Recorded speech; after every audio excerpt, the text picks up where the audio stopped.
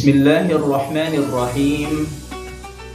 Assalamualaikum warahmatullahi wabarakatuh.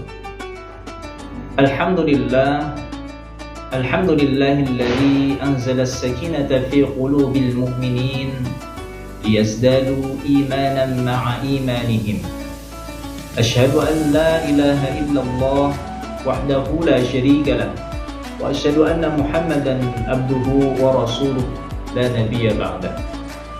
Allahumma salli wa sallim wa barik ala sayyidina wa maulana Muhammadin wa ala alihi wa ashabihi wa man tabi'ahum bi ihsanin ila yaumiddin, amma ba'd. Qala Allah ta'ala fil Qur'anil 'azim, a'udzu billahi minasy syaithanir rajim. Bismillahirrahmanirrahim. Wa nunazzilu minal Qur'an ma huwa shifaa'un wa rahmatun lil mu'minin wa la yazidu adh-dhalimina illa khasara. Shadaqallahul 'azim. Pemirsa dimanapun Anda berada, alhamdulillah pada kesempatan saat ini kita masih diberikan oleh Allah Subhanahu wa ta'ala keberkahan umur yang panjang, sehingga alhamdulillah pada kesempatan Ramadan tahun ini 2026 kita masih bisa merasakan indahnya beribadah di bulan suci Ramadan. Mungkin ada di antara saudara kita, ada di antara keluarga kita, ada di antara sahabat karib kita yang 2 bulan sebelum Ramadan tiba sudah menanti-nantinya, yang 2 minggu sebelum Ramadan tiba sudah menunggunya, bahkan 2 hari sebelum Ramadan ia antusias untuk menyambutnya. Akan tetapi Allah Subhanahu wa ta'ala berkata lain. Umur mereka diambil oleh Allah Subhanahu wa ta'ala, tidak disampaikan ke bulan Ramadan saat ini. Lantas mengapa demikian? Mungkin karena Allah Subhanahu wa ta'ala merasa bahwa pahala yang mereka miliki sudah cukup, maka dari itu Allah Subhanahu wa ta'ala angkat nyawanya. Lalu bagaimana dengan kita? Kenapa kita masih diberikan Allah Subhanahu wa ta'ala umur yang panjang sehingga kita bisa bertemu kembali dengan Ramadan tahun ini? Barangkali Allah Subhanahu wa ta'ala memberikan kita umur panjang karena dosa kita masih banyak, pahala kita belum cukup. Maka dari itu Allah memberikan kesempatan untuk kita bisa memanfaatkan waktu dengan sebaik mungkin, bisa berlomba-lomba mencari pahala di bulan Ramadan ini, bisa senantiasa banyak bersedekah, banyak bertilawah, atau banyak menjalankan puasa wajib maupun sunnahnya di bulan ini, demi pahala kita, demi dosa kita terhapus di kemudian hari. Maka dari itu kita patut bersyukur pada Allah Subhanahu wa ta'ala, karena kita selain diberikan keberkahan umur yang panjang, kita juga diberikan kenikmatan iman dan Islam, sehingga kita senantiasa mudah, ringan dalam menjalankan semua aktivitas ibadah di bulan suci Ramadan tahun ini. Pemirsa dimanapun Anda berada, Imam Al-Ghazali di dalam kitabnya Ihya Ulumuddin, beliau mengatakan bahwa ada tingkatan puasa. Yang pertama shaumul umum, yang kedua shaumul khusus, dan yang ketiga shaumul khususil khusus. Apa itu shaumul umum? Maka beliau menjelaskan wa huwa kaful batni wal farji an qada'i syahwati, yaitu menahan diri dari minum, menahan diri dari makan, menahan diri dari hubungan suami istri dan muntah yang disengaja.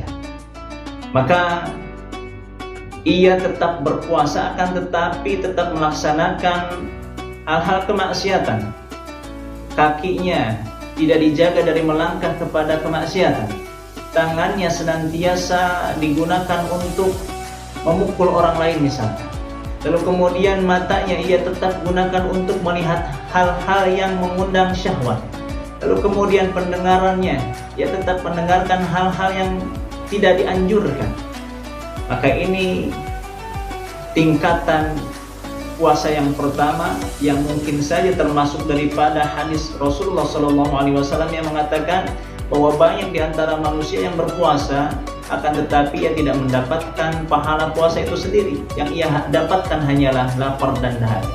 Maka jika saat ini kita masih dalam kategori yang pertama ini, puasa yang pertama ini, yuk sama-sama kita tingkatkan menuju ke tingkatan puasa yang kedua, yaitu shaumul khusus. Apa itu shaumul khusus? Maka beliau mengatakan wa huwa kafus sam'i wal basari wal lisani wal yadi wal rijli wasairil jawarihi 'anil athami. Itu menjaga pandangan, menjaga pendengaran, menjaga lisan, menjaga tangannya, menjaga kakinya. Dari apa? Dari perbuatan yang mengundang maksiat, dari perbuatan-perbuatan yang dilarang oleh Allah Subhanahu wa taala. Jadi selain ia menahan diri dari makan, menahan diri dari minum, menahan diri dari hubungan suami istri, ia juga bisa mengendalikan anggota tubuhnya, mengendalikan panca inderanya dari hal-hal yang dilarang oleh Allah Subhanahu wa taala. Nah, ini tingkatan puasa yang kedua, itu tingkatannya orang-orang saleh. Lalu kemudian yang ketiga, shaumu khususil khusus, itu tingkatan puasa yang spesial. Mungkin kalau bisa dikatakan buah-buahan itu ada tingkatannya juga, grade C, grade B. Nah, ini yang grade A-nya, yaitu tingkatan puasa yang spesial. Apa itu shaumu khususil khusus? Maka daripada ia menahan diri dari lapar, dari haus, dari tidak bersetubuh dengan pasangannya, lalu kemudian menjaga juga anggota badannya dari hal-hal kemaksiatan, maka daripada itu, lebih daripada itu, ia juga bisa mengendalikan hatinya, ia juga bisa mengendalikan ruhaniyahnya, menjaga hatinya agar tidak berprasangka buruk terhadap orang lain, terlebih berprasangka buruk terhadap Allah Subhanahu wa ta'ala. Nah, ini tingkatan puasa yang ketiga, yaitu puasa khususil khusus. Bahkan ketika seorang itu yang mengerjakan puasa khusus merasa bahwa dirinya hanya memikirkan dunia, dirinya tidak fokus untuk mencari ridha Allah Subhanahu wa ta'ala, dirinya ragu terhadap akhirat, maka ia menganggap bahwa puasa yang ia kerjakan saat itu batal, tidak diterima oleh Allah Subhanahu wa ta'ala. Dan biasanya yang mengerjakan puasa yang demikian ini, tingkatan yang ketiga, adalah para anbiya, sahabat, dan para siddiqin. Maka dari itu, pemirsa yang dirahmati Allah Subhanahu wa ta'ala, pertanyaannya adalah sampai di manakah puasa kita saat ini? Apakah puasa kita masih dalam tingkatan puasa yang pertama, atau masuk dalam tingkatan puasa yang kedua, atau sudah ada yang bisa memasuki tingkatan puasa yang ketiga?